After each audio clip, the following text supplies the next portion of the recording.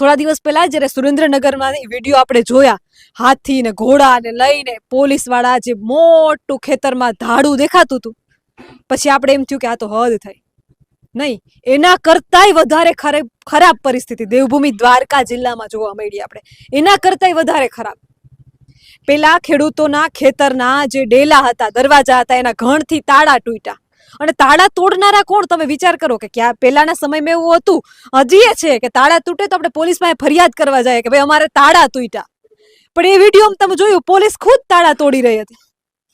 હવે તો ગળા સુધી વાત આવી ગઈ, ગળા પકડવામાં આવે છે.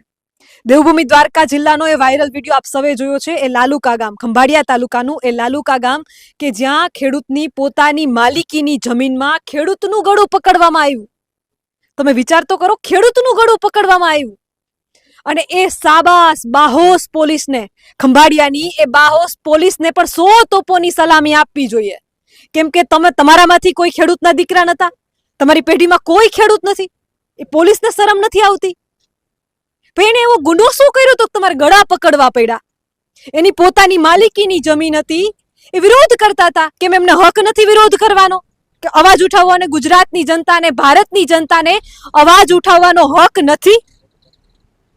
તમે એના ગળા પકડો છો. અને ભાઈએ જે રીતે વાત કરી એ રીતે કે બેન, એક ગાડી આવી, ઘર્ષણ થયું, 10 મિનિટની અંદર બીજી પોલીસની ગાડી આવી ગઈ. વાહ ખંભાળિયાની બાહોશ પોલીસ, વાહ વાહ. એટલા માટે વાહ કહી રહી છું કારણ કે બનાવ તો ઘણા બધા બનતા હોય છે.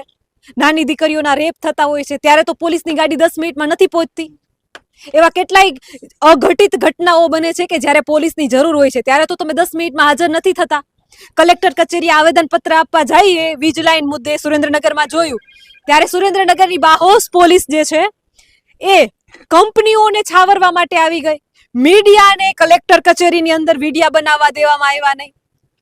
ચોખ્ખું સાફ દેખાય છે, જનતા જાણી ગઈ છે કોને છાવરો છો તમે.